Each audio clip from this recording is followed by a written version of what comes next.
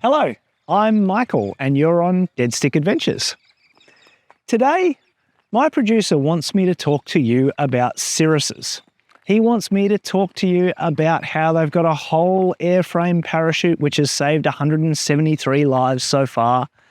He wants me to talk about their reputation for innovation. He wants me to talk about the tech that's behind them, the IO550N engine that they've got. And that's all good stuff. But instead, what I want to do is tell you a story.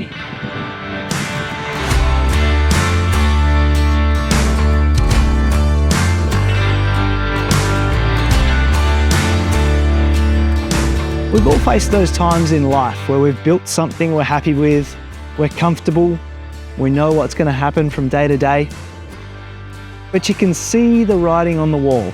Something has to change. So let me ask you a question. Would you take what you've built and put it all on the line for a chance at something new? And that's exactly what I did. I sold the family business. Now that doesn't mean that I walked away with millions. I walked away debt-free. And there I was, no job, no cash cushion, and no ability to do what I love, which is instructing. And then one of my students bought a Cirrus.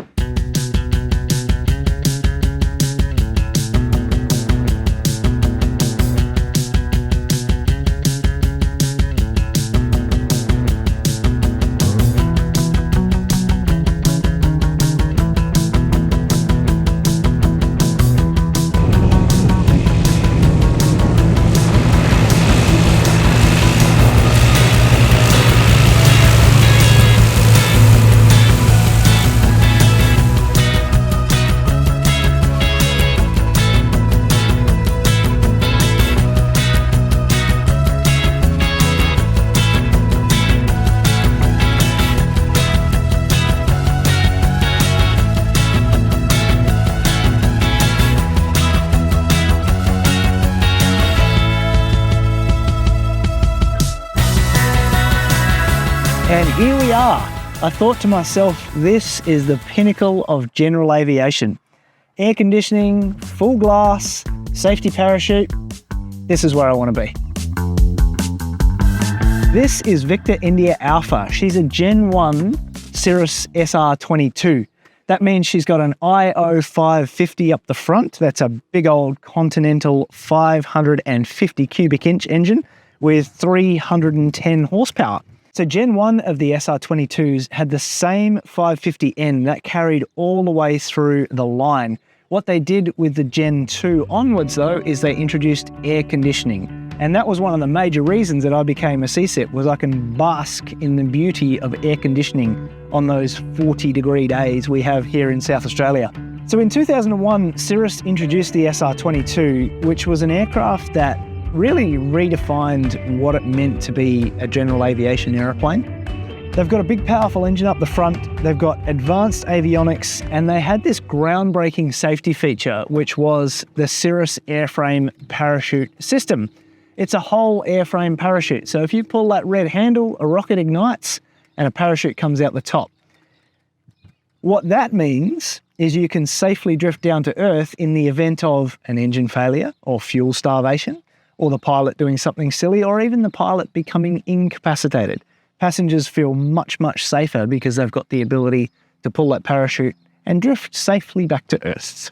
Cirrus was founded in 1984. You know what? If you want to know all about the history of Cirrus, jump on their website. There's so much stuff on the internet about how Cirrus was founded. Let's talk about what these airplanes actually mean to the people that fly them. They call the Cirrus the time machine. Well, what does that mean? Well, that means that, for example, we started off at Adelaide Airport this morning and it took us 13 minutes to go from Adelaide Airport to Murray Bridge. If you wanted to go to Alice Springs, you'd be looking at 3.5 hours. If you wanted to go to the Gold Coast from Adelaide, you'd be looking at 4.5 hours.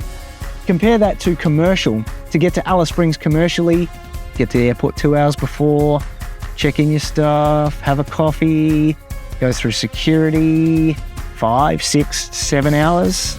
You lose a whole day traveling. With an aircraft like this, you can jump in the morning, fly to a business meeting, have the business meeting over lunch, and fly back to have dinner with your family. That's what it means to have a Cirrus. That's why they call them the time machine. So I already talked about the air conditioning. That's why I love it, right? And it's what passengers have come to expect from getting in a car now. They expect to have leather seats. They expect to be comfortable. They expect to have air conditioning. That's what Cirrus has tried to emulate. That's the experience they've tried to give passengers in the aircraft. And of course, you get the safety and peace of mind from the parachute. What it means for a passenger to get in the Cirrus is they feel comfortable. They feel like they're getting in a performance car. And that's really different from most GA airplanes, which are rattly, noisy, smelly, pieces falling off. Cirrus really built a pilot's airplane, which is pretty cool. They are dead easy to fly, and that 300 horsepower donk up the front means when you put that throttle forward, you are launched skyward, 2,700 RPM. I regularly see climb rates of 1,200, 1,500 feet a minute, maybe even 1,700 feet a minute when you're light. And if you want to burn 18 gallons an hour, you can do 165 knots true. Cirrus claim 175 knots true, never seen it, but these things get up and boogie. So initially Cirruses like this Gen 1 Victor India Alpha came out with the all-electric 6-pack. And you know what? I really like it. I love the fact that you've got round dials in an aircraft that's pretty advanced compared to the rest of the GA fleet. So you've got your standard 6-pack here. Cirrus never had a vacuum system, so these are all electric. You've got your MFD on the right-hand side here, shows your big moving map display. And then your engine instruments are round dials on the right-hand side. And besides all that, you've got your nice big 650 touchscreen GPS and a little 430 down the bottom here, which everyone knows how to use. You've got autopilot, and we've got an ADS-B transponder. What's interesting about the Cirrus is just a single power lever. Most aircraft have a throttle lever, which controls your manifold pressure, and a blue lever, which controls your engine RPM. Cirrus made the decision to automate it for the pilot, make it really, really easy to fly. They've got a throttle and manifold pressure power lever. So there's a linkage inside the power lever that controls your engine RPM. Basically, when you go full throttle, it goes to 2,700 RPM. Pull it back from full throttle and it comes back to 2,500 RPM. Super easy. And just for kicks, we've got Lamborghini gull-wing doors on both sides. That adds to that premium feel. So going cross country is where the SR22 really shines. At 10,000 feet, you're looking at 165 knots true, burning 13.5 gallons per hour, or if you're really in a hurry, 180 knots at 18 gallons an hour. And all of that in air-conditioned comfort. I reckon that's pretty special. So this Gen 1 can take 81 gallons of fuel, and the later aircraft could take 93 gallons of fuel, which is about 90 usable. That means that you can take 4 people with 2 hours range, and that's about bladder range. I don't want to go any further than that because I'm going to need to stop. Or you can take yourself and a passenger with a full 5 hours range.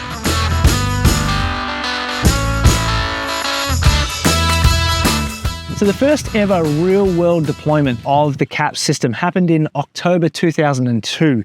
There was a mid-air collision and the pilots opted to pull the parachute. The system worked perfectly and it saved 2 lives as a result. So the investment required to become a CSIP, or Cirrus Standardized Instructor Pilot, a Cirrus instructor in other words, was $15,000. That was a chunk of change. But you know what? I laid down the money. Cirruses, they're aeroplanes. They fly just like any other aeroplane. But you know what? They're a damn cool aeroplane. We're prop.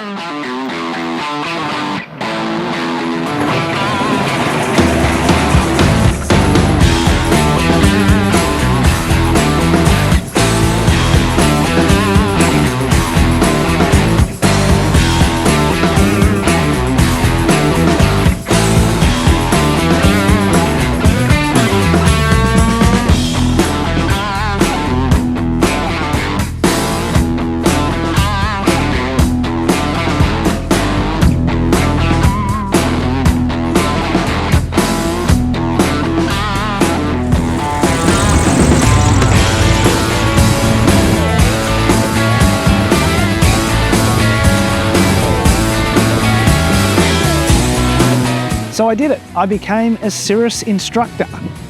So if you're thinking about getting checked out on a Cirrus, or you're thinking about buying a Cirrus, or even if you're thinking about just buying an aeroplane, jump onto commandaviation.com and let's have a chat. By the way, this aeroplane, it's for sale. I'll see you in the DMs.